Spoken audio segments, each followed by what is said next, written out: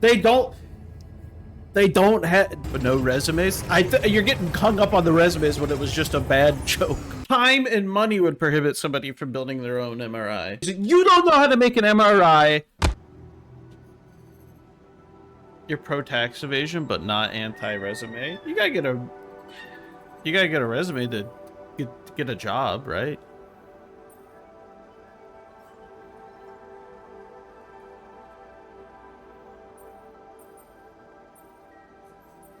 You had big plans for it. Well, now it's all Why would anyone want a job? What do you mean? In order to make an income. A job in order to... They're like Veronica. They are.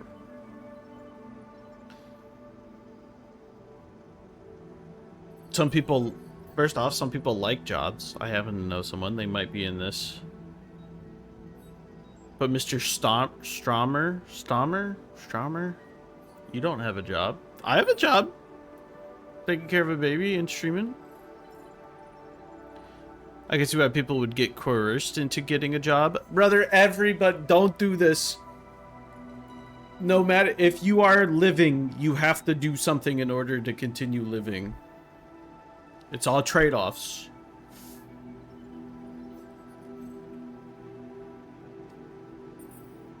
There is no magical way to not work.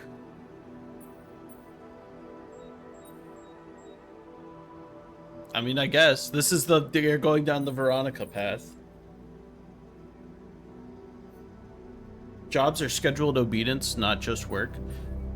Yes, you go, I will give up my time in order for return in funds. Unless you work for yourself. That is true too.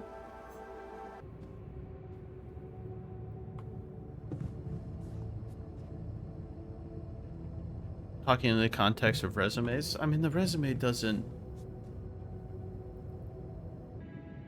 Except I don't see what anyone would want a job. What do you mean? Someone who wasn't being coerced into needing a job might want to install someone's driveway in exchange for a gaming computer or whatever. But most people don't actually want to install driveways day after day if they didn't need to. Even for trades. Yeah, but it's a medium of exchange. Do you want everybody to just go back? Do you want everybody would have to do something? Do you want everybody to just go back to being a farmer? Like, yeah, for gaming computers, but like you need to live. So like we've specialized what we do, so in that way we can all get things we want, and then we get things on top of it because we have the specialization. We get increased output, which then gives us the ability to have nice extra things on top of it. Otherwise, you'd be like, we would all be subsistence farmers. Which, I mean, I like farmers and I have farmers in my family, but I don't want to do that. I don't feel like doing that at all. That's what many people in the world do. They're subsistence farmers. Okay, yes, but I don't feel like doing that. So I participate, you know, in a medium exchange in an economy where we can not be all subsistence farmers. I'll sleep like a full-fledged member. Most of the time, it's not voluntary. It's them trying to live. Sweet dreams, then. They work as much as they need to for food and shelter. They scratch out an existence, I think is what you mean.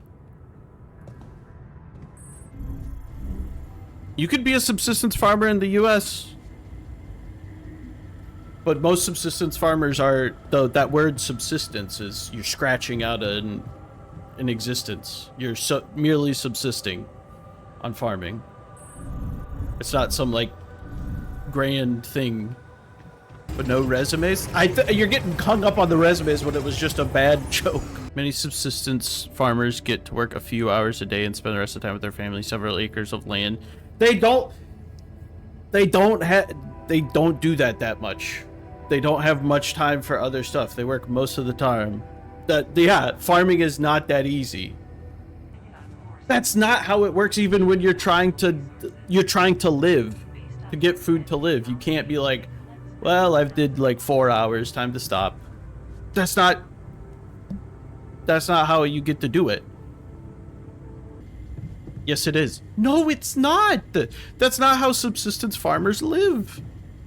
You think subsistence farmers some kind of regressive, backbreaking misery that any sane person would want to escape? I'm saying 99% of people, yes, probably would want to escape it.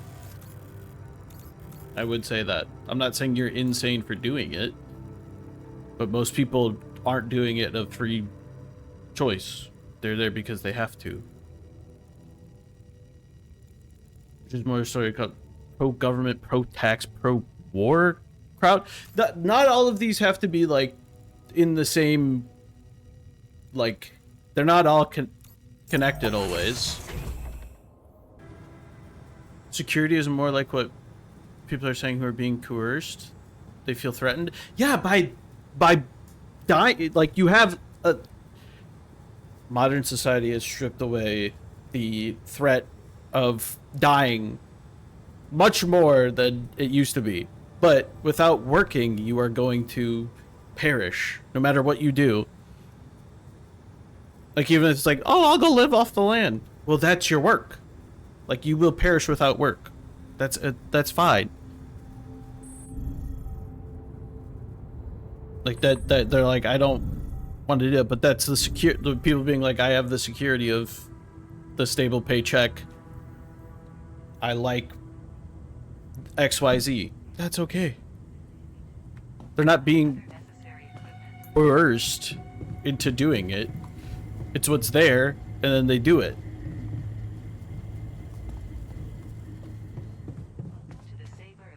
No one's holding a gun to their head. Starvation. Nature is holding a gun to their head.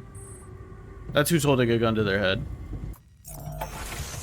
People don't need to do it for any fundamental reason, like, but not for they do it. What? They do it. They do it in exchange. They do it in exchange for a currency, which they can turn into food and shelter. Like, it's just a roundabout way. Instead of directly doing it, like building your shelter and growing your food, you work to receive an income to then purchase it from somebody else who says, I will do this on a large scale, aka a farmer. And then you exchange it.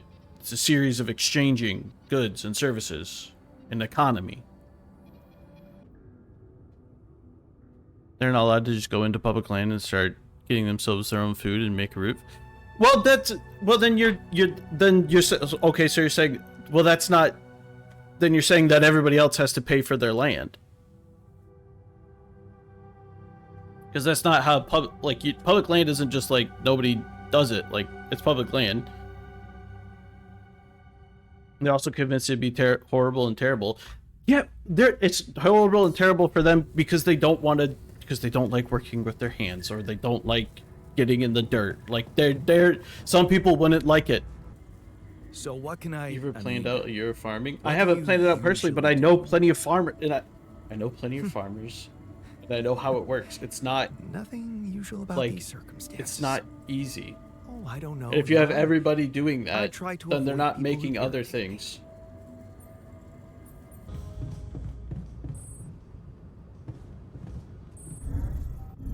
I'm not even talking about maximizing shareholder value. I'm talking about, in order to do the farming, you need tools, and then you need somebody to make the tools, or you have to make your own tools, which adds another one on top of that. And you'd have to do that slowly, and then you have to take up more time, and then it adds on top of itself.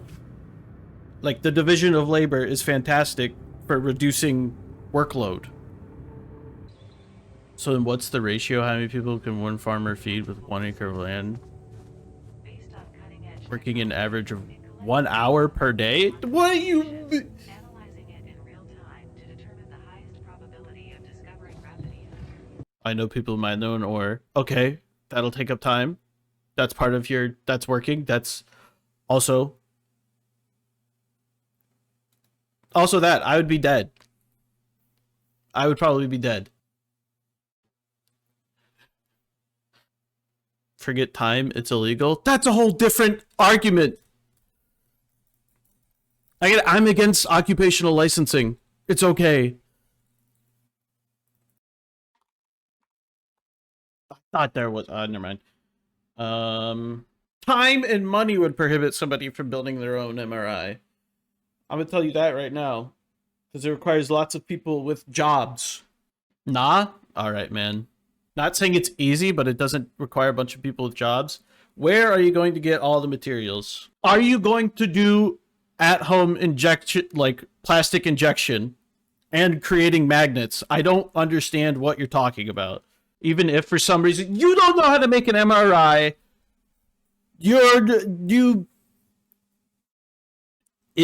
okay. It requires a complex myriad of people through the division of labor to produce an MRI.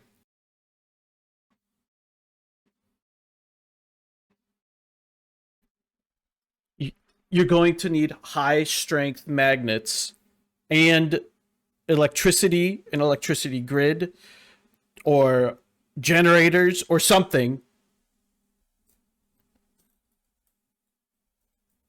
They were built with Okay. They were built with manufacturing. You don't just mine plastics or something like that.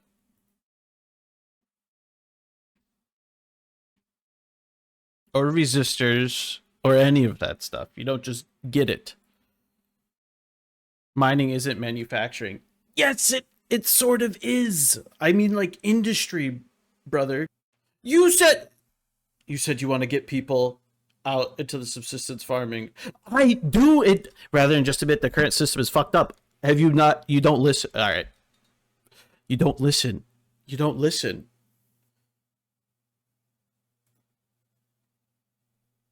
There we go. Get out. Get out.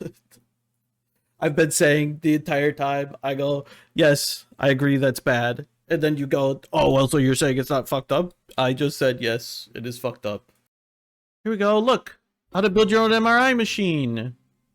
How to build your own MRI machine. Always wanted to check out your innards? Don't let science or mechanical know-how get in the way.